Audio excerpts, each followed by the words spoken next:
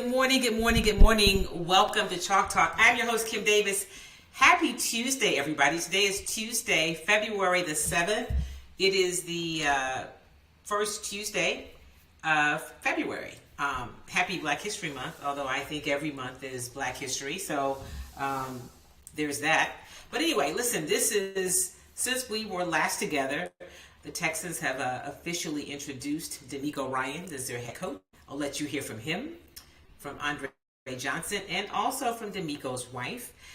It is Super Bowl week. I'm leaving, headed out to Arizona tomorrow, but today we will have a preview. I'll have a guest on a little later in the show, O.J. Spivey of the Philadelphia Tribune. He covers the Eagles. He's going to talk with us. We'll chat a little Super Bowl preview. And I'm also going to let you hear from head coach Stephen Silas. The Rockets lost again last night. It was a really awful effort. And Stephen Silas was not happy. And I'm going to let you hear from Coach Silas. So a lot to get to on today's show. And thank you guys for being here as well, always. So as we get started, we always have to thank the people who help us do this each and every week, and those are our sponsors. The World Youth Foundation is our presenting sponsor this month. We are collaborating with the foundation and as they work to help bring the African American Male Wellness Walk to Houston. That date is April the 15th. We had a kickoff reception with sponsors and interested people last week. Great turnout. You will, as we get closer, you'll hear more and more about it, and of course how you can get involved. The next Real Men Real Talk event is actually happening next week, so I will tell you about that. I'll have the information in the notes about how you can sign up for it. It's free, it's for men, and it's been received really well. Men are able to show up, have conversations with other men, other black men, about whatever it is that's on their minds. And it's a great space, and I've just heard great things about it. So I encourage you to check out Real Men Real Talk. If you are not a man, you certainly know some men, and I would encourage you to share that information with them. And of course, also our partners and friends at ilovega.com, the turmeric paste and vegan veggie capsules, great for all things that reduce inflammation. If you're having respiratory issues, and a lot of people are, if maybe you have some other numbers in terms of, your A1C or your cholesterol or your high blood pressure, I Love Jinka has been known, it's not a medicine. It is a product that really is all natural. The key, probably the rock star ingredient is a high grade of turmeric, and it works to reduce inflammation and reduce some of these other markers that have negative impacts on our health. Go to ilovejinka.com for more information. If you are in the Houston area, you can go and get it at HEB, and here is where you find it. Here at HEB, in the Healthy Living Department of Probiotics, you can find Jinka 7 days a week. Yeah. Look at that Jinka sale. Look at that.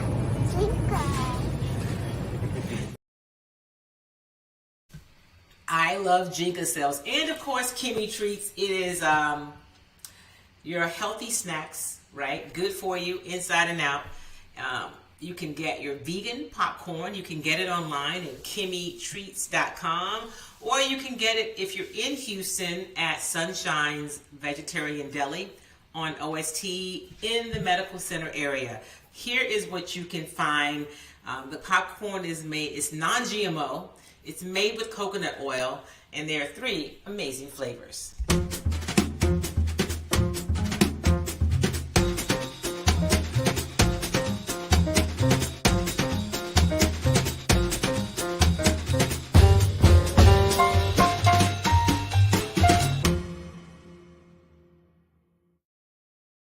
All right, I told you, and as of course you know, it is Super Bowl week. Super Bowl 52 will be played in Scottsdale, Arizona on Sunday. It is the Philadelphia Eagles taking on the Kansas City Chiefs. Patrick Mahomes Jalen Hurts, starting quarterbacks, first time in the history of the Super Bowl. Both starting quarterbacks are black men. That's history. We talked about that a little bit. And also the fact that they have their dads are both in their lives. And some people have asked, why do you make that a point to highlight? And because it's always highlighted when the dads are not there, right? So one of the things I had an opportunity to do last week was to visit with Jalen's father, Averion Hurts. If you did not see the interview, I'm going to play that a little bit later in the show. And because we do have a guest coming on, I want to get to some other stuff. But if you didn't see the interview, it was a standalone last week. I'm going to play that towards the end of this show so that you can hear from Jalen's father. Coach Hurts works as a football coach at Channelview High School. That's here in the Houston area, so we're going to call it Houston. It's just a suburb. And he talked about Jalen not just as a football player, but really as a son, and how he was as a kid and just growing up. And I find it interesting. And I, of course, like to tell you those other stories that show you a narrative that you may not always get. Okay, so stay tuned so that you can hear from Coach Averion Hurts, Jalen Hurts' father. So last night, the Houston Rockets played not Phoenix Sun. They played the Sacramento Kings at the Toyota Center. It was not their finest hour, right? The final score last night was 140 to 120. And while the Kings do have a potent offense, you just can't give up 140 points, okay? They lost on Saturday night, the Rockets did, in Oklahoma City to the Thunder, 153 to 121. So last night, needless to say, head coach Stephen Silas was not happy. And, if you followed him and you've seen me play clips of him, he is, seems to have the patience of Job. But last night was it was too much. So here is Coach Silas last night after the game, in post-game, and here's him talking about what happened on the court. Getting over the screen, being in help, sprinting the closeouts, doing what we're supposed to do, acting as if it doesn't matter. It matters. It matters. Disappointing. These are the lessons we have to learn, I guess, and all that stuff, but that's not right. What we did tonight on that floor was not right. It's not right. Is there any?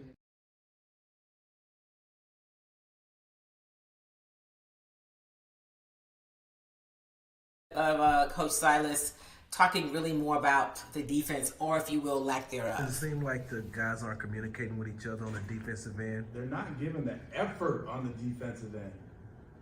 They're not getting after it like they're supposed to. They're not getting into their man and fighting over and helping each other. They're not doing what they're supposed to do.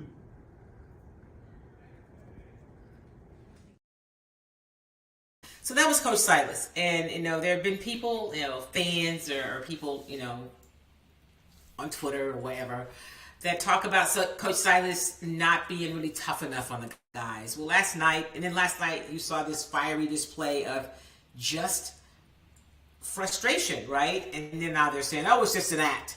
Yeah, I've had a chance to cover Coach Silas and get to know him over the years that he's been here as the Houston Rockets head coach, and that's no act. And when you were giving up 153 points in one game and 140 in another at home, and guys are taking wide open threes, yeah, that's no act, right? That's legitimately a problem, and your coach is like, what are we doing? And so one of the things that he's always been able to find a glimmer of hope or a bright light, if you will, in some of these losses, is that they had the effort. But in these recent ones, when you don't have the effort, like, what do? You're not doing everything you can, and that was what we saw from him. That is what you heard from him. So the Rockets play again tomorrow night. They play the Kings again in the Toyota Center. So we'll see what happens. I imagine practice today will be interesting. It's actually going on It'll be happening right when my show is over, and so I won't get there today. But I will be following to see what they do tomorrow against the Kings at home. All right, so last week, DeMeco Ryans was named the head coach of the Houston Texans. And on Thursday, they had the press conference. You had former players, legends as they call them, guys from, some of the ones that you see often, like an Andre Johnson and Chester Pitts. But it was a lot of the guys there, right? Brian Cushing, who I haven't seen since he left the organization. And just a wide array of players showed up to support DeMeco. And then there were current players who also showed up to say, we are glad you're here, coach. Welcome to Houston. And so we got a chance to hear from DeMeco, and there was a lot that we talked about. One of the things he talked about is his staff, right? Because that's key. Who's going to be your staff? Who are you going to bring in? And so here is DeMeco. I think this is the one where there's two different questions about the staff, and here is one where he's talking about the staff he's going to put together.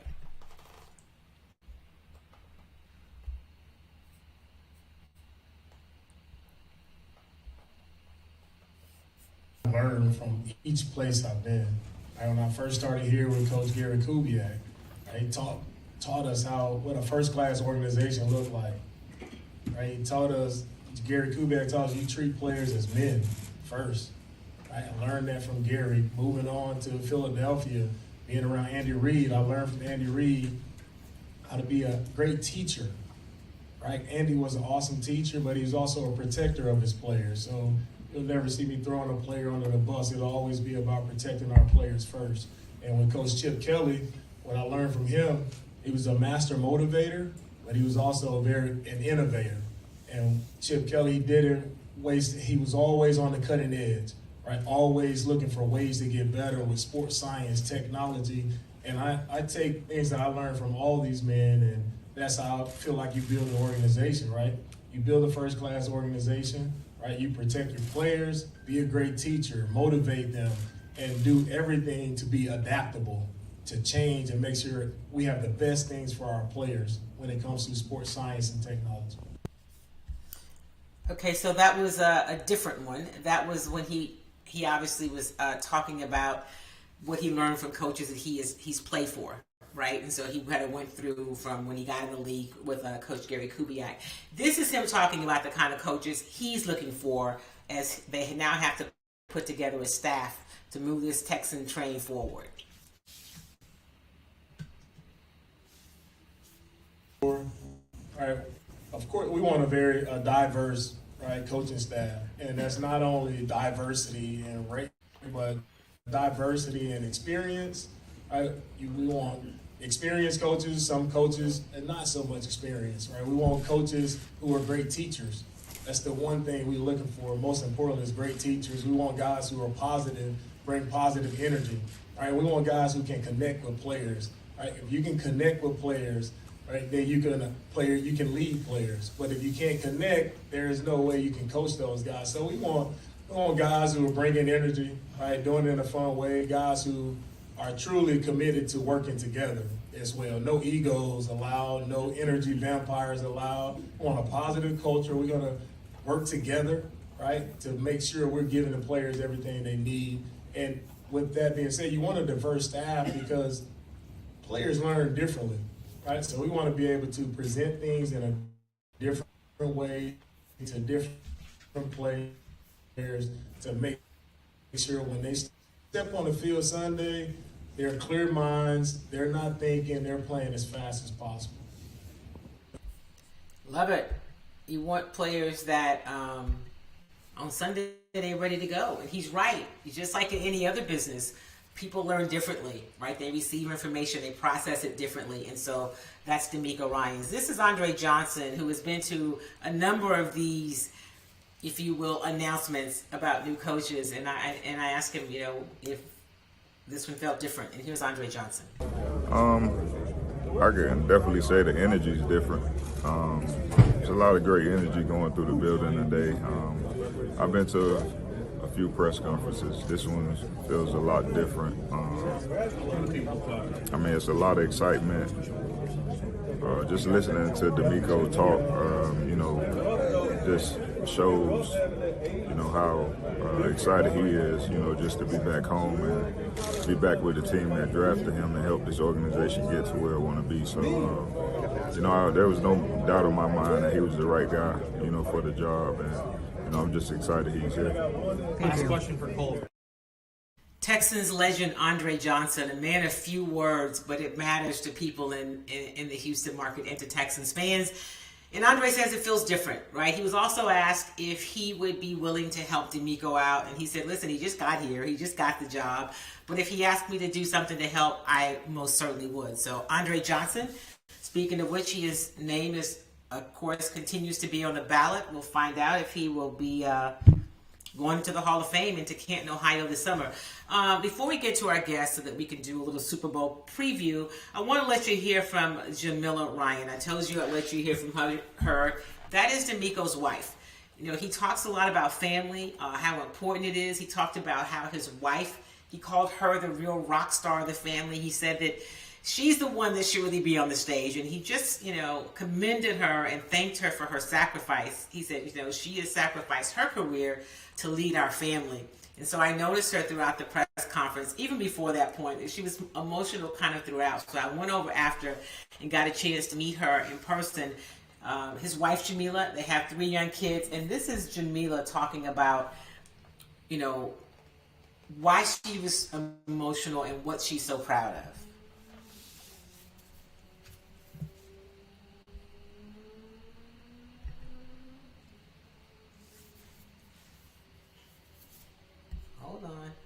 Technology. Because I've seen how hard he works. I've seen the passion that he has for not just the game of football, but just for being a leader of men and teaching men how to be great men and great fathers. Like, he says that and he means that. Like, for him, football is just a platform, and to watch him utilize that platform and to watch him just work hard and just love what he does, and just to have, it never was, I don't ever think it was even a goal to be a head coach. I think it was a goal just to be a good coach, and to see him elevate from just being a good coach to where he is now, it just makes my heart so proud.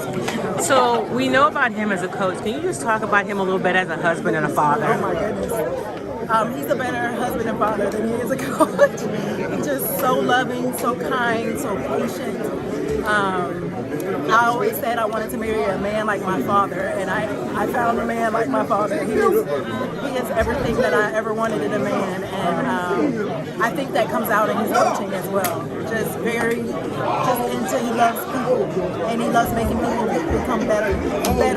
So he's amazing. Does he make it easy? Because I know this whole role of being a coach's wife and being in the business has got to be challenging, especially with small children. Yeah. So how has he navigated that with you? Well, I would say he's very intentional about the little bit of time that he does have with us.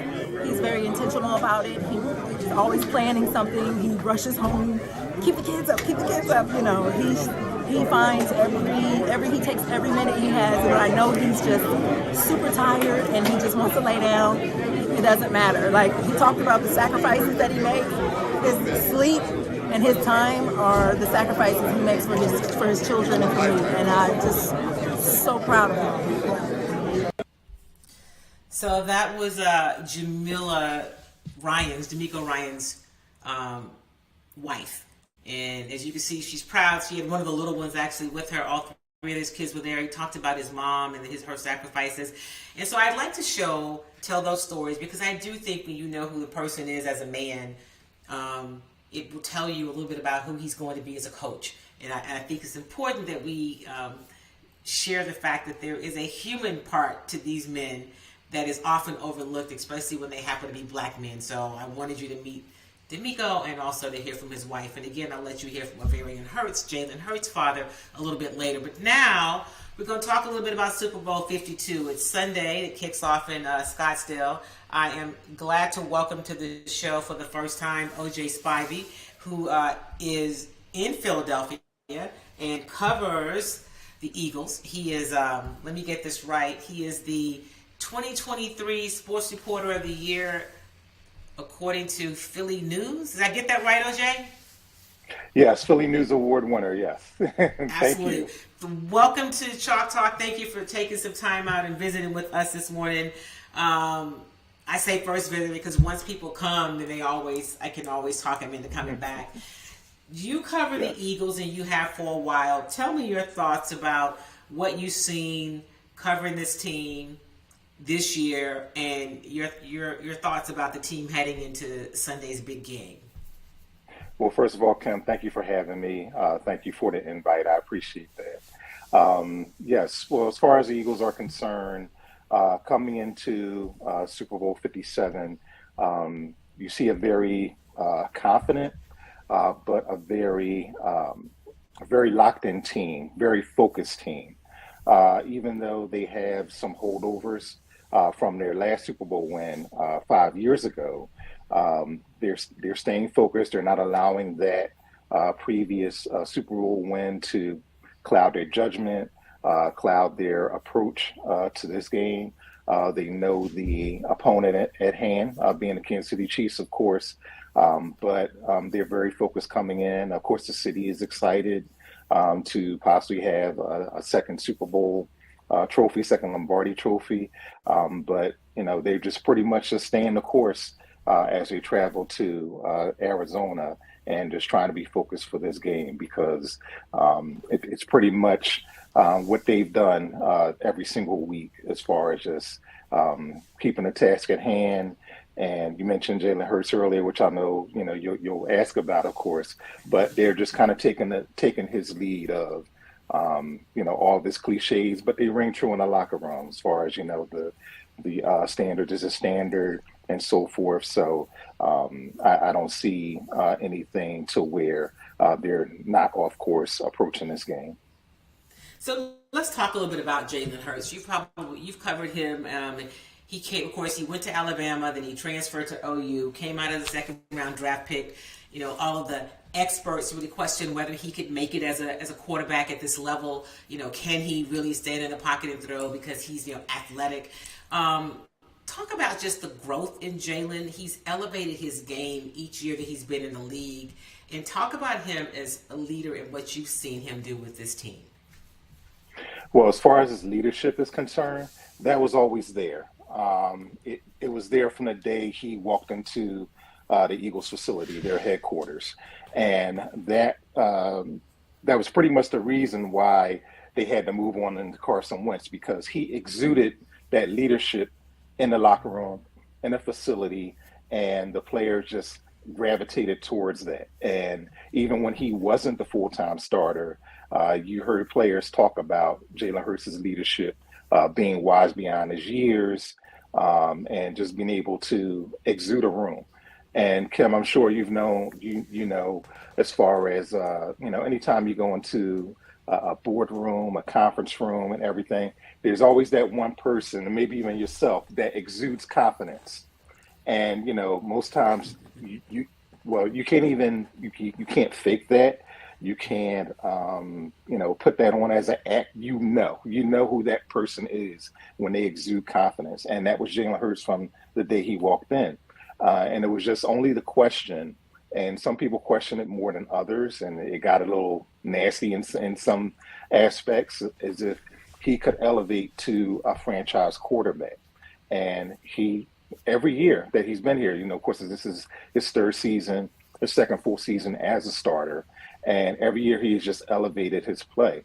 And we're just seeing the evolution of it this year with everything coming together, his leadership, his improvement, putting the work in.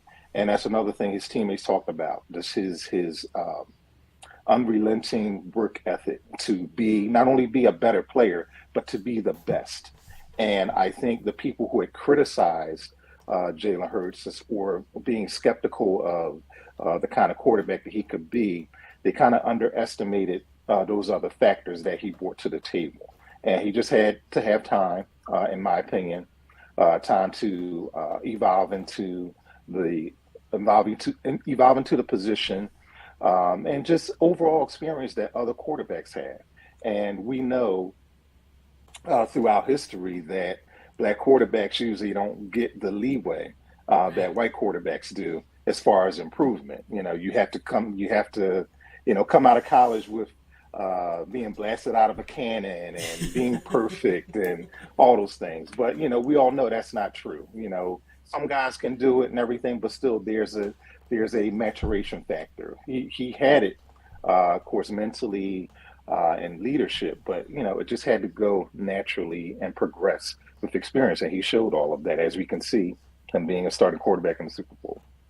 So, talking with OJ Spivey, who covers all things Philly sports and more, but today we're talking in particular about Philly sports and the Philadelphia Eagles headed out, or they're actually already in Arizona, preparing to play the Chiefs this weekend. Right.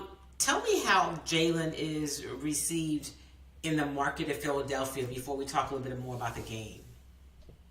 Well, all of his critics have now gravitated towards Jalen Hurts.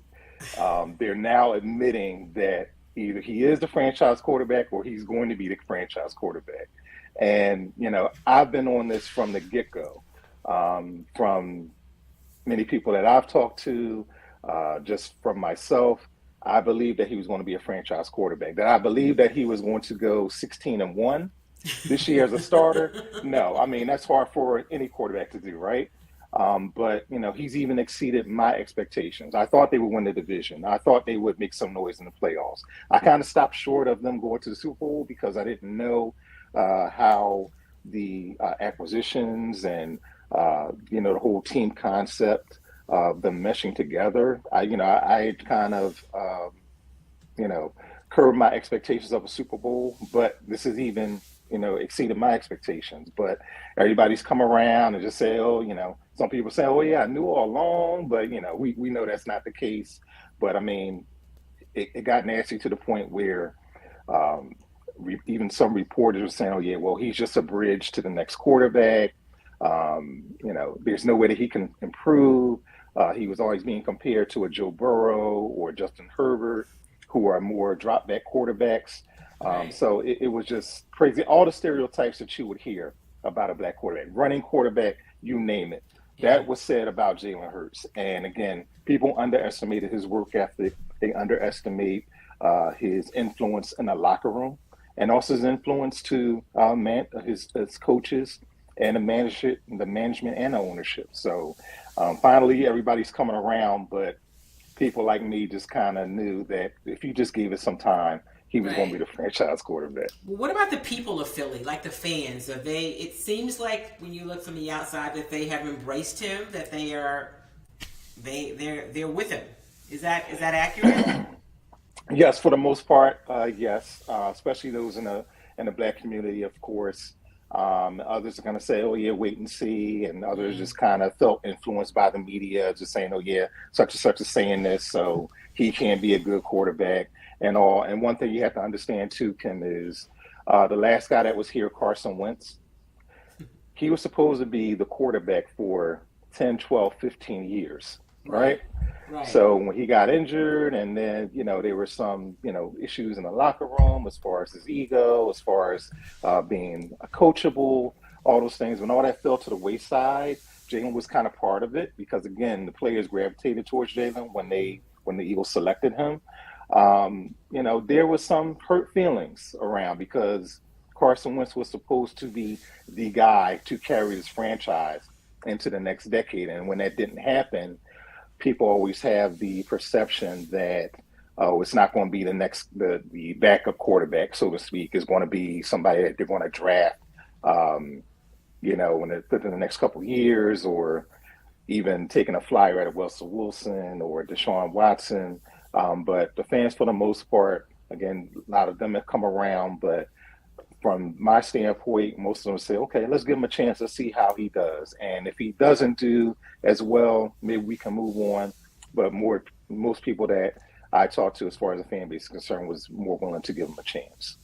Well, he is in the Super Bowl, and he is facing off with the Chiefs and Patrick Mahomes, which is the first time there have been two starting African-American quarterbacks in a Super Bowl. It'll be interesting because although they're both African-American, they both are, Patrick is more of a, although Patrick Mahomes is mobile, he's more of a drop-back passer, I guess, although he can move. And Jalen, although he moves, he also can drop back and pass it. So it should be interesting. Before I let you go, I'm going to put you on the spot, and this is something I absolutely hate, but do you have a thought, a prediction for what you expect to see on Sunday and an outcome? Yes, I do, Kim. I do think the Eagles will find a way to pull it out, and that's just not me being a homer, being from Philadelphia, but I say this because Eagles have controlled the line of scrimmage, both offensively and defensively, all season long. And I don't see that changing. And what they showed me in the NFC Championship game against San Francisco, if they were able to move those guys around, especially the number one defense in the league, and confuse, the 49ers, your Fred Warners of the world, your Nick Bosa's of the world and everything, Kansas City doesn't have as good a defense as we know. You always have Patrick Mahomes as the X factor, Right. He's the standard. He's the creme de la creme of quarterbacks. Right now. So, he can always pull a game out himself, but I think overall Eagles have the better team, a better roster, and I think they'll find a way to win in a close game. I'm glad you mentioned that about the trenches. I'm watching that championship game, and I'm looking at the Eagles' interior offensive line just create a way. Like, they created a path that I could have gotten through, right? I got a bad ankle from college. So I said, when I saw that early, even before they had the issues with who's going to play quarterback, should we call Kim? I mean, that was sad, right? The league is going to have to do something about putting in an allowing for emergency quarterbacks. But the way they just shoveled those guys out of the way was kind of cool to watch, right? It was very impressive. And it was at that point that I said, oh, yeah, they're going to win this game. So, I feel you on that. They're well-conditioned. They're physical. And again, you saw that. And for people who didn't see the Eagles all season long, that was a perfect example of how they play football. So, well, I did get a chance to see them come to Houston, play this Texans team. Yeah. But I've had a chance to see them a fair amount. So, we will see. I look forward to I'm headed out to Arizona tomorrow for the Super Bowl. There'll be lots of stuff going on. I appreciate you, my friend. I look forward to talking to you again soon. And thank you for spending a few minutes with the folk on Chalk Talk. Tell people where they can follow you and find your work. So you can find my work with the Philadelphia Tribune, and you can just log on to phillytrib.com, and you can find my articles there. We're going to do a special Super Bowl preview this weekend, so look out for that online. I'm always on Twitter, as you know, at OJ Philly. Of course, I post my work there as well. So you can find me in those places. And thanks again, Kim. My pleasure. And I appreciate you having me on your show. Well, I look forward to checking out that preview. I will look forward this weekend, and maybe we'll talk on the other side. I appreciate you, my friend. Have a great rest of your week.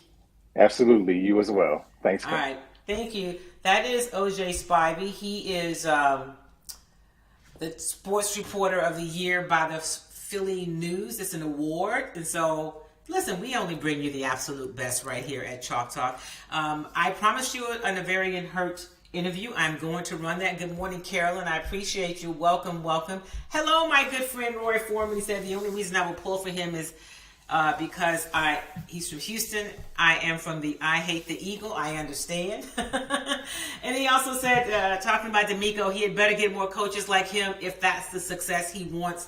You are absolutely right. And listen, I'm excited about this next era of Houston Texan football. But before we do that, the reason I wanted to talk to Averion Hurts is because I just thought it's important we have an opportunity to change the narrative. And as I said in this interview to him, there are some young men who grew up without their fathers, and their stories matter, right? I'm not diminishing those stories and saying that they don't matter. But what I'm saying is there's a lot of black men are in the homes. And we don't hear that story enough. They are at home, they're raising their families, they are involved, and it's necessary to talk about it and show it. And so it's just a reminder. So I got a chance to visit with Coach Hurts, and I'm going to let you hear that interview now. And welcome to Chalk Talk. I am super excited about my guest today. A special interview request, and I was, listen, nothing but a little bit of favor. We've been talking about football. We've been talking about the upcoming Super Bowl. And so today, my guest is Coach Averion Hurts of Channelview High School. If that last name sounds familiar, and that jersey and his background looks familiar. Yes, he is the father of Jalen Hurts, who is headed to his very first Super Bowl. And first of all, Coach, thank you for taking some time to visit with me. How are you this afternoon? Fine. Thank you for having me. Absolutely. Let me ask, is it, I mean, you know Jalen, you know his ability. What is it like for you? I know you're bound to be proud to see him on this stage and headed to the pinnacle of playing in the National Football League. Oh, it's a great honor. It's a blessing. You know, I'm just so happy for him because I understand the hard work he's put into it. And so I'm just happy to see him, you know, get to achieve, you know, a childhood dream, basically. Let's talk about that work a little bit and briefly just talk a little bit about his journey. Obviously, you knew him as not just your son, but a player because you're a coach.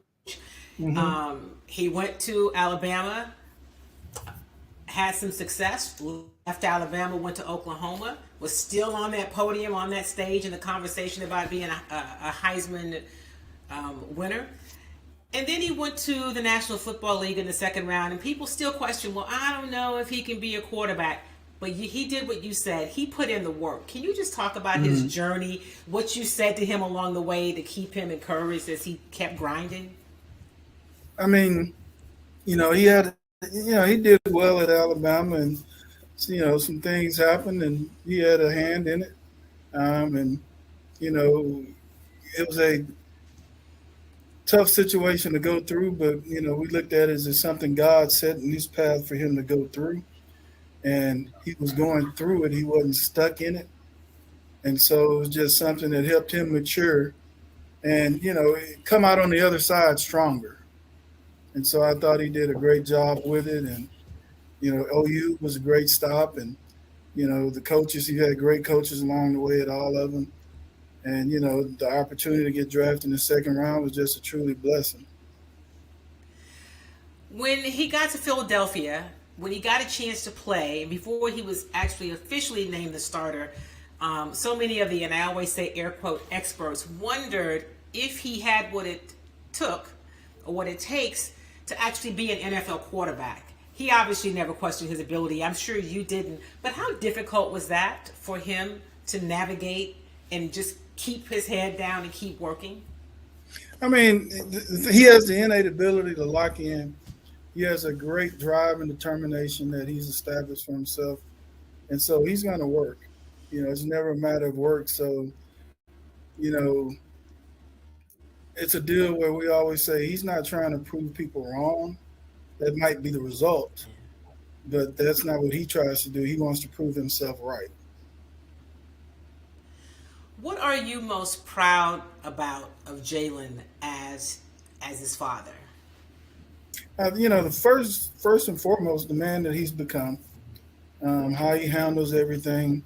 I'm proud that he, you know, got his degree in 3 years, because that was the whole purpose of going to college, is to get your degree. And so he got that. Let me just interject right there. You said he got his degree in 3 years. Yes. Okay, go ahead. I just want to make sure I Yeah. don't want to gloss over that because that's a really big deal. Yeah, no, he's kind of smart.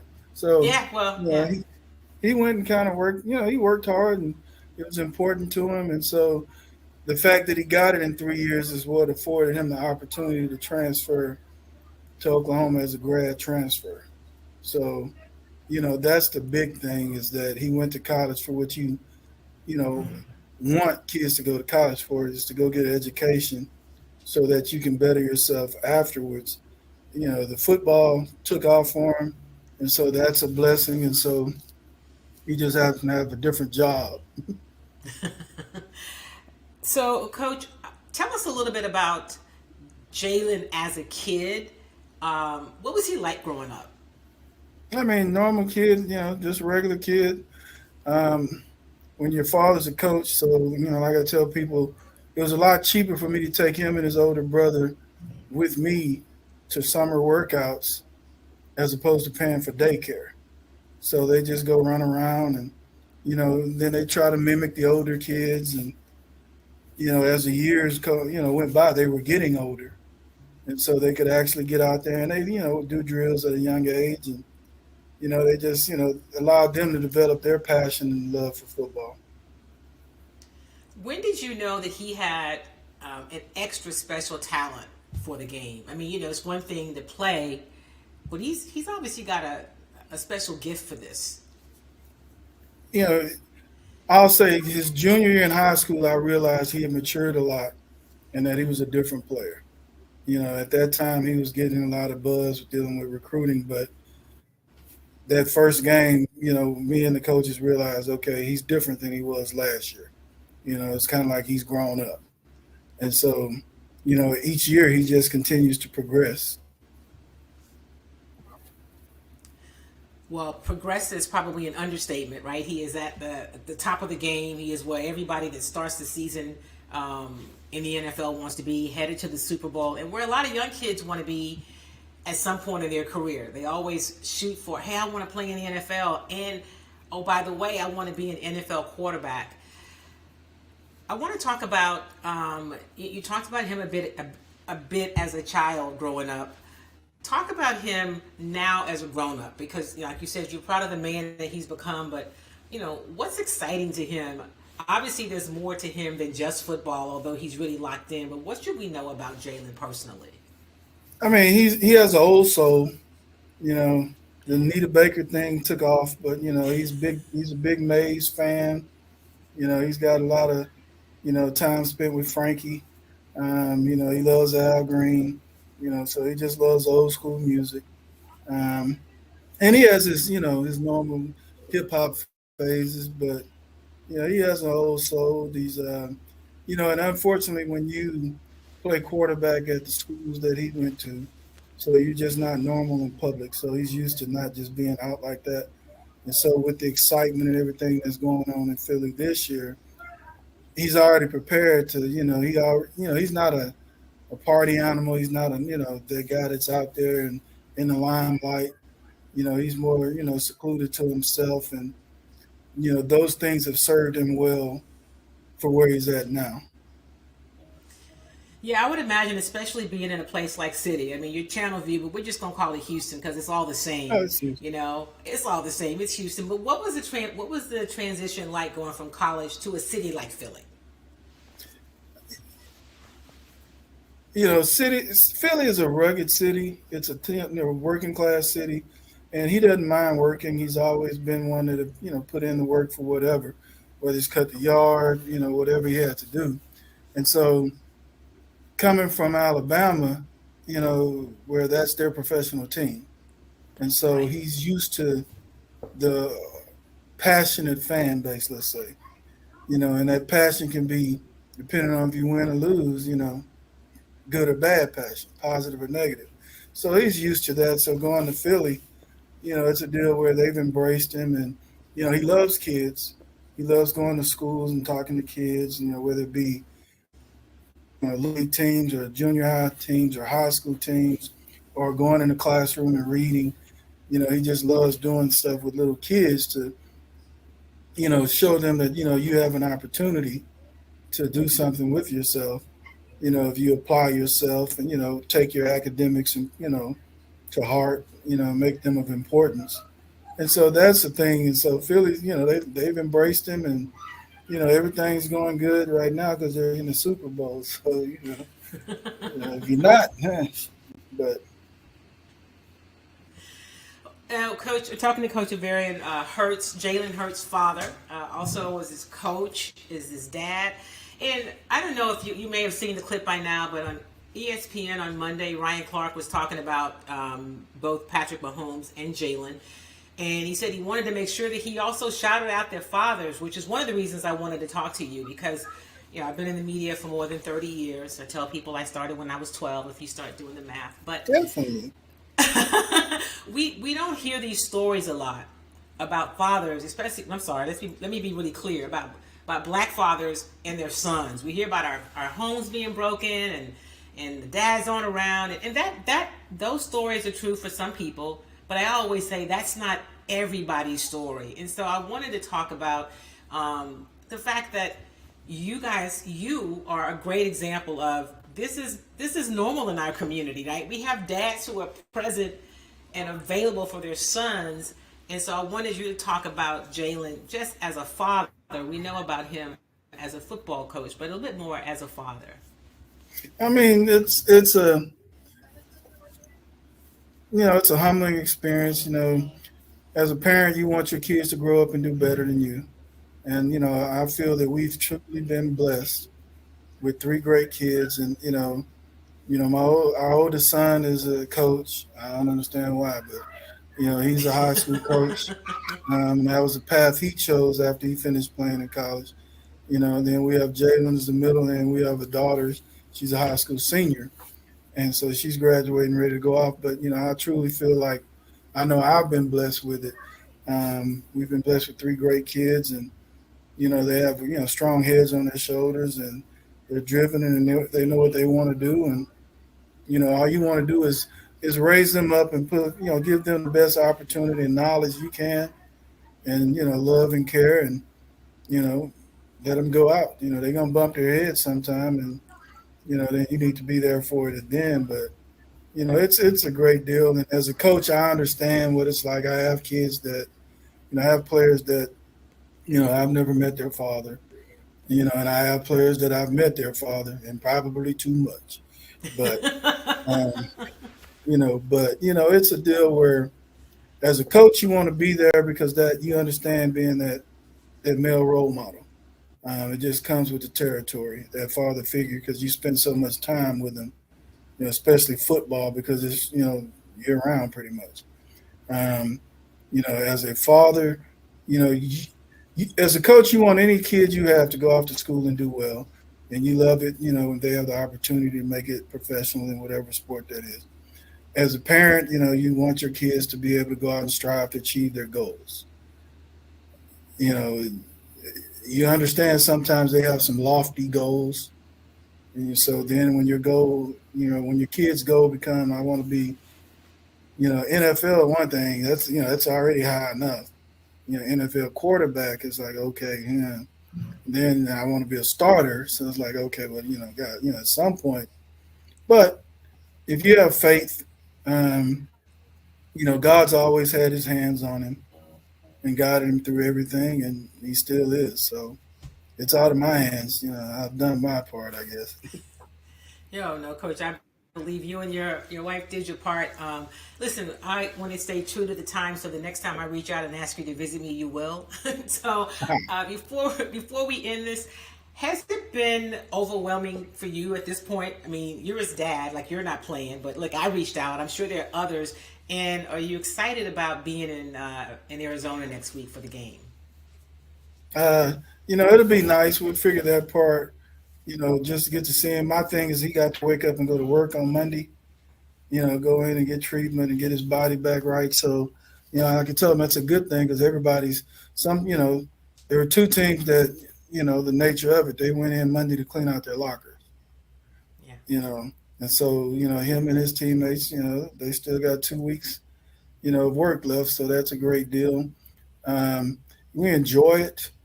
It's a thing where you want to make sure you enjoy the opportunity and the ride. So, but for me, I don't lose focus. The most important thing to me is you're proud as a parent to see him there. As a coach that's a parent, I understand what he wants out of this. And so I don't lose, sight or focus on that part. This is about, okay, we're here, and neither team wants to lose. So it's like, okay, time to go to work again. And this is for, this is what it's about. This is what everyone started camp hoping to get to. So, we'll see what happens with it.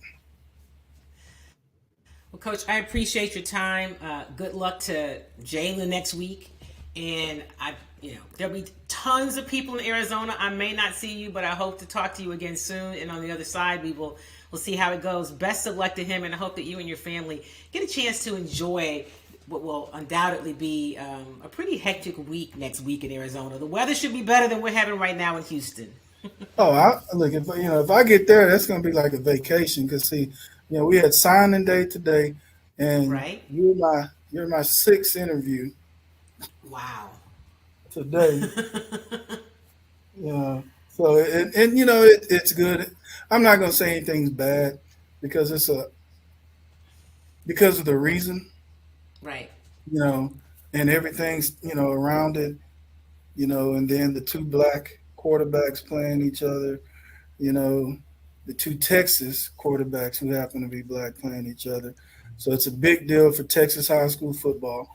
It's a big deal for, African American or black athletes anywhere that have dreams for those little boys that, a dad can look over and say, see, hey, you got a shot, And right. So those things are humbling.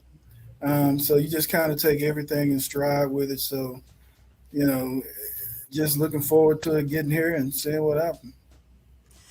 Coach Averion Hurts, thank you. I appreciate it. The sixth interview in one day. And somebody's going to have to give you a check. Look, that's like the other people. So. Look, man, don't think I ain't okay now. Some point we got to right? Listen, I know, right? That's why I was so appreciative that you made time today, because I know it's getting crazy. I said, if you can do it today, I can move something around. So I appreciate you. I look forward to seeing what happens in Phoenix next week. I hope you guys enjoy it. And thank you so much, not just for your time today. I appreciate that, but also for giving me a chance to talk about the fact that the narrative is not what you always see in the media, that you, Jalen, his family, the work, that's the narrative that we should be talking about. So thank you. Yeah, no, thank you. And I'll say on that, that's the, we've been, doing things all year. And, the one thing about it is like, it's not a hardship story. I can't say he came from humble beginnings. And, I've been a coach for a long time. So, I was coaching when he was born. So it's like I've always had, thank God, a stable job, Right. Now, so it's like, can you tell me anything? Ain't nothing to tell. He's a normal kid. He just, he ain't trying to get out the grind and get out of a bad situation. He's doing this because this is just what he wants to do. This is what he chose to do. So it's like. Listen, he finished college in 3 years. Yeah. I went to college at Texas A&M, tennis player. I finished, but it took me longer than 3 years. So I'm just saying. Well, they got that expedited program of year-round. You got to go to summer school. So we just happen to work out since you're here. But, that meant a lot to him. That meant a lot to him. And so, he's a bright young man. All right. Well, continued success to him. And also to Channelview High School. It's signing day. I'm going to do some stuff with Bubba from PV. So I know the day is busy. I appreciate you, and I hope to talk to you again soon. Yes, ma'am. Thank you very much. Thank you for having me. Thank you. Absolutely.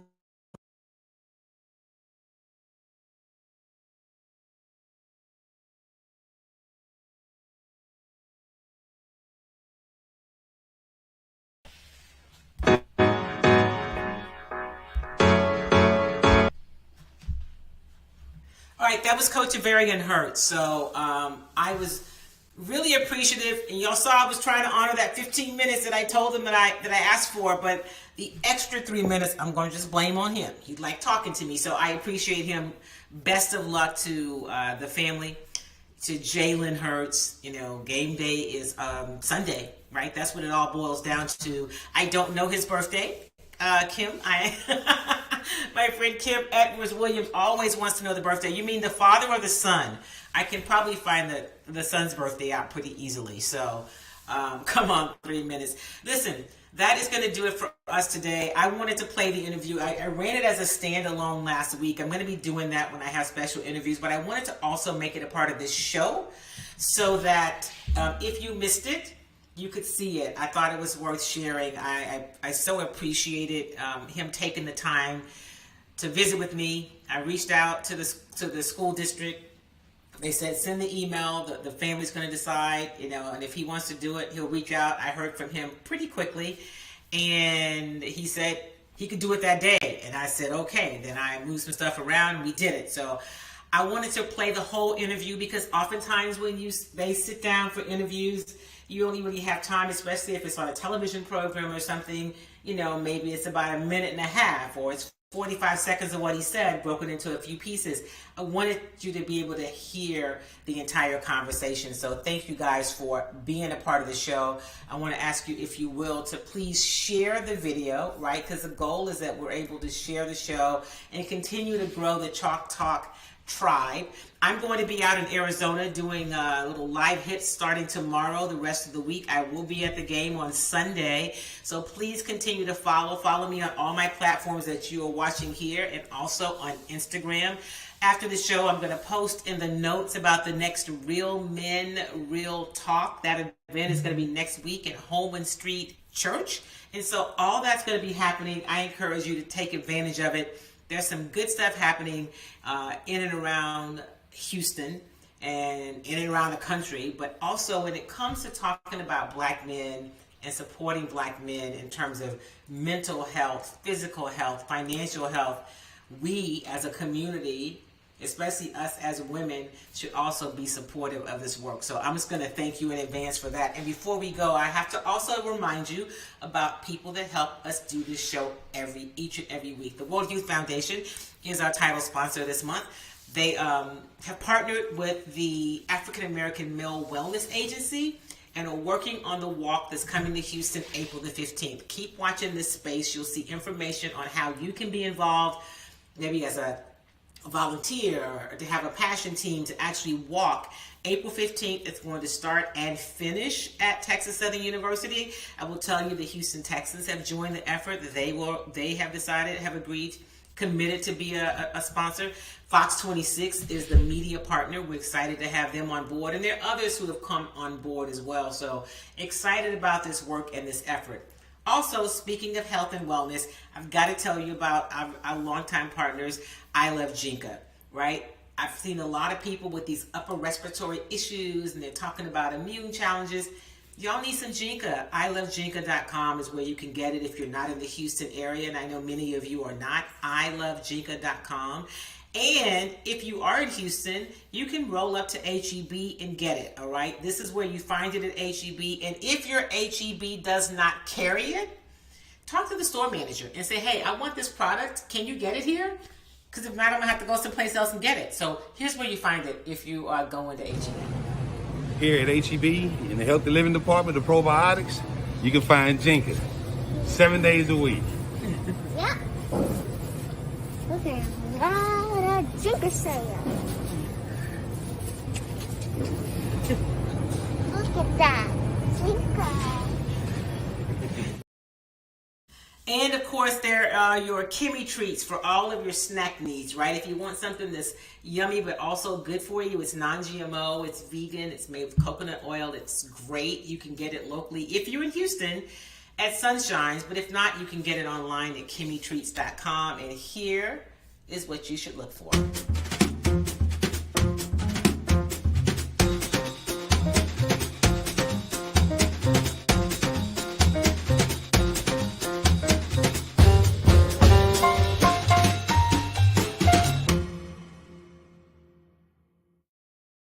Right, everybody, make it a great, great week. Make sure that you are following me on all my platforms.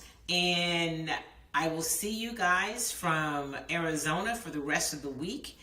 Have a great, great week. Remember, if you're not registered to vote, I'm just going to tell you, you need to get registered so that when the next election comes, you're already registered. If you are not vaccinated, I'm encouraging you to do that. This COVID stuff is still out there. Be safe and be careful. And really, get you some Jinka.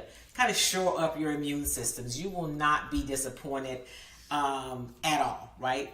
And it tastes good. Make it a great week, everybody. Remember, do something kind for yourself and do something kind for somebody else.